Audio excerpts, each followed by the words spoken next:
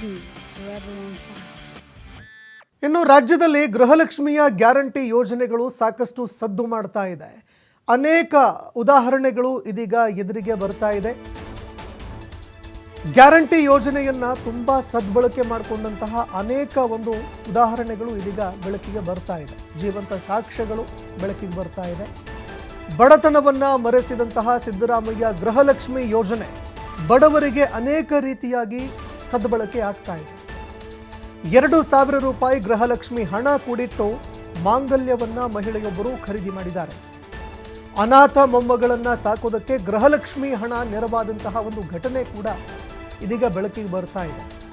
ಇನ್ನು ಕೊಪ್ಪಳದಲ್ಲಿ ಓರ್ವ ಮಹಿಳೆಗೆ ಸ್ವಾವಲಂಬಿ ಬದುಕಿಗೆ ಈ 2,000 ರೂಪಾಯಿ ಹಣ ಗ್ಯಾರಂಟಿ ಯೋಜನೆ ಇದೀಗ ಬದುಕಿಗೆ ದಾರಿ ಮಾಡಿ ಕೊಡ್ತಾ ಇದೆ. ಗಂಗಾವತಿ ತಾಲೂಕಿನ ಶ್ರೀರಾಮ ನಗರದಲ್ಲಿ ಮಹಿಳೆಯರು ಸ್ವಾವಲಂಬನೆಯ ಒಂದು ಬದುಕನ್ನು ಕಟ್ಕೊಳ್ಳೋದಕ್ಕೆ ಈ ಗ್ಯಾರಂಟಿ ಯೋಜನೆ ಇದೀಗ ಬಳಕೆ ಆಗ್ತಾ ಇದೆ. ಅನೇಕರು, ಅದರಲ್ಲೂ ಬಡ ಕುಟುಂಬದ ಮಹಿಳೆಯರಿಗೆ ಒಂದು ಚಿನ್ನದ ಮಾಂಗಲ್ಯ ಮಾಡಿಸ್ಕೊಳ್ಬೇಕು ಅಂದರೆ ಅದಕ್ಕೆ ಎಷ್ಟು ಸಂಕಷ್ಟಗಳನ್ನು ಎದುರಿಸಬೇಕಾಗತ್ತೆ, ಎಲ್ಲೆಲ್ಲಿ ಕೂಲಿ ಕೆಲಸವನ್ನು ಮಾಡಬೇಕಾಗತ್ತೆ, ಕೂಲಿ ಕೆಲಸ ಮಾಡಿದ ಹೊರತಾಗಿಯೂ ಕೂಡ ಒಂದು ಚಿನ್ನದ ಮಾಂಗಲ್ಯ ಮಾಡಿಸ್ಕೊಳ್ಳೋದಕ್ಕೆ ಆಗದಂತಹ ಪರಿಸ್ಥಿತಿ ಎದುರಾಗುತ್ತೆ. ಅನೇಕರು ರಾಜಕೀಯ ಚರ್ಚೆಗೂ ಕೂಡ ಕಾರಣ ಆಯಿತು. ಕೆಲವು ನಾಯಕರು ಹೇಳ್ತಾ ಇದ್ರು, ಮಾಂಗಲ್ಯ ಕಿತ್ಕೊಂಡು ಬಿಡ್ತಾರೆ, ನಿಮ್ಮ ಮನೆಯಲ್ಲಿ ಇರುವಂತಹ ಎಮ್ಮೆ ಕಿತ್ಕೊಂಡು ಬಿಡ್ತಾರೆ, ದನ ಕರುಗಳನ್ನು ಕಿತ್ಕೊಂಡು ಬಿಡ್ತಾರೆ, ಒಂದು ಮನೆ ಕಿತ್ಕೊಂಡು ಬಿಡ್ತಾರೆ. ಈ ರೀತಿ ಸಾಕಷ್ಟು ಚರ್ಚೆಗಳಿಗೂ ಕೂಡ ಕಾರಣ ಆಯಿತು. ಅದರಲ್ಲೂ ಮಾಂಗಲ್ಯ ಕಿತ್ಕೊಂಡು ಬಿಡ್ತಾರೆ ಅನ್ನುವಂತಹ ಒಂದು ಚರ್ಚೆ ಇದೆಯಲ್ಲ, ಇಡೀ ದೇಶದಾದ್ಯಂತ ಸಾಕಷ್ಟು ಟೀಕೆ ಟಿಪ್ಪಣಿಗಳಿಗೂ ಕೂಡ ಕಾರಣ ಆಯಿತು. ಆದರೆ ಅದೇ ಗ್ಯಾರಂಟಿ ಯೋಜನೆ ಈಗ ಮಾಂಗಲ್ಯ ಖರೀದಿ ಮಾಡ್ಕೊಳ್ಳೋದಕ್ಕೆ ಬಳಕೆ ಆಗಿರುವಂಥದ್ದು, ಸದ್ಬಳಕೆ ಆಗಿರುವಂಥದ್ದು ಸಾಕಷ್ಟು ಶ್ಲಾಘನೆಗೆ ವ್ಯಕ್ತವಾಗ್ತಾ ಇದೆ. ಇನ್ನು ಇದೇ ವಿಚಾರಕ್ಕೆ ಸಂಬಂಧಪಟ್ಟಂತೆ ನಮ್ಮ ಪ್ರತಿನಿಧಿ ನಾಗರಾಜ್ ಮಹಿಳೆಯರನ್ನು ಮಾತನಾಡಿಸಿದ್ದಾರೆ. ಏನು ಹೇಳಿದ್ದಾರೆ ಮಹಿಳೆಯರು ಗ್ಯಾರಂಟಿ ಯೋಜನೆಗೆ ಸಂಬಂಧಪಟ್ಟಂತೆ ಕೇಳಿ.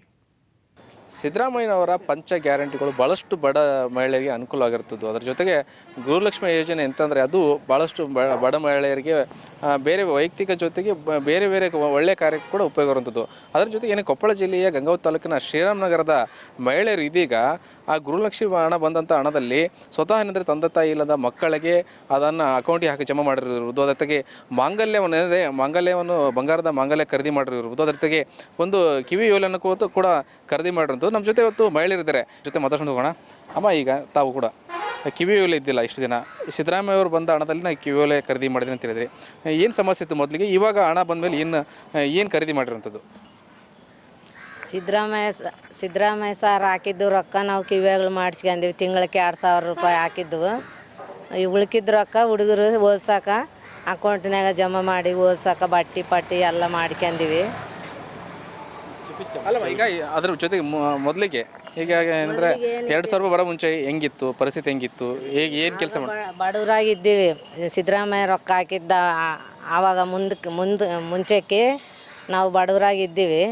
ಈಗ ಸಿದ್ದರಾಮಯ್ಯ ಸಾರು ಹಾಕಿದ್ದು ರೊಕ್ಕಲಿದ್ದ ನಾವು ಸ್ವಲ್ಪ ಹಂಗೆ ಜೀವನ ಮಾಡ್ತೀವಿ. ಬೆಂಡಲ್ಲಿ ಮಾಡಿಸ್ಕೊಂಡೀವಿ. ಹುಡುಗರಿಗೆ ಓದ್ಸಕ್ಕಂತ ಜಮಾ ರೊಕ್ಕ ಅಕೌಂಟ್ನ್ಯಾಗ ರೊಕ್ಕ ಜಮಾ ಮಾಡೀವಿ. ಈಗ ಬೇಸಾಯ ಇದ್ದೀವಿ. ಸಿದ್ದರಾಮಯ್ಯ ಸಾರಿಗೆ ನಮಸ್ಕಾರ. ಅಲ್ಲ, ಈಗ ಯಾಕಂತಂದರೆ ಒಂದು ಬಂಗಾರ ಖರೀದಿ ಮಾಡೋಕ್ಕಂತ ಎಲ್ಲ ಮಹಿಳೆಯರಿಗೆ ಒಂದು ಆಸೆ ಇರುತ್ತೆ, ತಮಗೆಲ್ಲ ಮಹಿಳೆಗೆ ಆಸೆ ಇರುತ್ತೆ. ಈ ಬಂಗಾರ ಖರೀದಿ ಮಾಡ್ರೆ ಗೃಹಲಕ್ಷ್ಮಿ ಹಣವಲ್ಲದಲ್ಲೇ ಬಂಗಾರ ಖರೀದಿ ಮಾಡ್ರಿ, ಯಾವ ರೀತಿ ಖುಷಿ ಆಗುತ್ತೆ ನಮಗೆ? ಗೃಹಲಕ್ಷ್ಮಿ ರೊಕ್ಕ ಸಿದ್ದರಾಮಯ್ಯ ರೊಕ್ಕ ಹಾಕಿದ್ದಾಗ ನಮ್ಗೆ ಹೆಣ್ಮಕ್ಳಿಗೆ ಭಾಳ ಅನುಕೂಲ ಆಗೈತೆ, ಖುಷಿ ಆಗೈತಿ. ಬೆಂಡಲ್ಲಿ ಮಾಡಿಸ್ಕೊಂಡೀವಿ. 15,000 ರೂಪಾಯಿ ಇಟ್ಟು ಬೆಂಡಲ್ಲಿ ಮಾಡಿಸ್ಕೊಂಡೀವಿ, ಬಂಗಾರ ಮಾಡಿಸ್ಕೊಂಡೀವಿ. ನಾವು ಉಳ್ಕಿದ ರೊಕ್ಕ ಎಲ್ಲ ಹುಡ್ರಿಗೆ ಓದ್ಸಾಕ ಅಕೌಂಟ್ನ್ಯಾಗ ರೊಕ್ಕ ಜಮಾ ಮಾಡಿಸ್ಕೊಂಡೀವಿ. ಸಿದ್ದರಾಮಯ್ಯ ಸಾರಿಗೆ ನಮಸ್ಕಾರ, ಧನ್ಯವಾದಗಳು. ಹಣದಲ್ಲಿ ಇವತ್ತು ಮಾಂಗಲ್ಯನ ಖರೀದಿ ಮಾಡಿರೋಂಥದ್ದು ಸ್ವತಃ ನಮ್ಮ ಜೊತೆ ಅವ್ರು ಮಹಿಳೆಯರಿದ್ದಾರೆ. ಅಮ್ಮ, ಈಗ ತಾವು ಕೂಡ ಅಂದರೆ ಬಂಗಾರದ ಒಂದು ಮಾಂಗಲ್ಯವನ್ನು ಖರೀದಿ ಮಾಡಿದ್ದೀರಿ, ಬಂಗಾರದ ಮಾಂಗಲ್ಯ ಖರೀದಿ ಮಾಡಿದರೆ ಏನು ಹೇಳ್ತೀರಿ, ಏನು ಖುಷಿ ಆಗುತ್ತೆ? ಅದೇ ಗದ್ದೆ ಹಚ್ಚಕ್ಕೆ ಹೋಗಿದ್ವಿ, ಅಲ್ಲೇ ಬಿದ್ದಿತ್ತು, ಅದು ಸಿಗಲಿಲ್ಲ. ನೋಡಿ ಬೇಸ್ರಿಗೆ ಬಂದೈತಿ. ಹಂಗೆ ಬರೀ ಮಣೆ ಹಚ್ಕೊಂಡು ಸುಮ್ಮನೆ ಹಾಕ್ಯಂದೀನಿ. ಹಿಂಗೆ ಆಮೇಲೆ ಸಿದ್ದರಾಮಯ್ಯ ಸಾರು ರೊಕ್ಕ ಹಾಕಿನ ರೊಕ್ಕ ಹಾಕಿದ ರೊಕ್ಕ ಹಂಗೆ ಇಟ್ಕೊಂಡು ತಾಳಿ ಗುಂಡು ತಂದ್ಕೊಂಡಿನಿ. ಅದು ಎಷ್ಟು ದುಡ್ಡು ಕೊಟ್ಟು ಖರೀದಿ ಮಾಡಿದ್ರಮ್ಮ? 12,000. 12,000 ಹಿಂಗೆ ಖುಷಿ ಆಗುತ್ತಮ್ಮ? ಖುಷಿ ಆಗುತ್ತೆ. ಸಿದ್ದರಾಮಯ್ಯ. ನಮಸ್ಕಾರ. ಈ ವಿಷಯ ಅಂದರೆ ಮಹಿಳೆಯರು ಹೇಳೋದು ಮತ್ತು ಮಂಗಲ್ಯ ಏನಂದರೆ ಕೆಲಸ ಮಾಡೋ ಸಂದರ್ಭದಲ್ಲಿ ಮಂಗಲ್ಯ ಕಳೆದು ಹೋಗಿತ್ತು. ಅಂಥ ಸಂದರ್ಭದಲ್ಲಿ ಭಾಳ ಕಷ್ಟ ಕರಿಮಣ್ ಹಾಕೊಂಡೇ ಹೋಗ್ತಾ ಇದ್ವಿ. ಆದರೆ ಆ ಬಂದಂಥ ಹಣದಲ್ಲಿ ಗೃಹಲಕ್ಷ್ಮಿ ಬಂದಂಥ ಹಣದಲ್ಲಿ ಇವತ್ತು ಮಂಗಲ್ಯ ಖರೀದಿ ಮಾಡಿದ್ದೀನಿ ಅಂತ ಹೇಳ್ತಾ ಇದ್ದಾರೆ. ಇನ್ನೊಬ್ಬರು ಮಹಿಳೆಯರು ಇಲ್ಲ ನಾನು ಅದರ ಏನಂದರೆ ಕಿವಿಯ ಒಲೆಯನ್ನು ಕೂಡ ಖರೀದಿ ಮಾಡಿದೆ ಅಂತ ಹೇಳಿರ್ತದೆ. ಒಟ್ಟಾರೆ ಏನಂತಂದರೆ ಇಲ್ಲಿ ಗೃಹಲಕ್ಷ್ಮಿ ಬಂದಂಥ ಹಣದಲ್ಲಿ ಈಗ ಏನು ಶ್ರೀರಾಮನಗರ ಗ್ರಾಮದಲ್ಲಿ ಕಿವಿ ಒಲೆ ಮಾಂಗಲ್ಯ ಸರ ಜೊತೆಗೆ ಅದರ ಜೊತೆಗೆ ಏನಾದರೂ ಅನಾಥವಾಗಿರುವಂಥ ಮೊಮ್ಮಕ್ಕಳಿಗೆ ಹೊತ್ತು ಅಜ್ಜಿ ಕೂಡ ಹಣವನ್ನು ಜಮಾ ಮಾಡಿರುವಂಥದ್ದು ಮಾದರಿ ಆಗಿರುತ್ತದೆ. ಕ್ಯಾಮ್ರಾ ಪರ್ಸನ್ ಅಂಜನಪ್ಪ ಜೊತೆ ನಾಗರಾಜ್, ಟಿವಿ 5 ನ್ಯೂಸ್, ಕೊಪ್ಪಳ.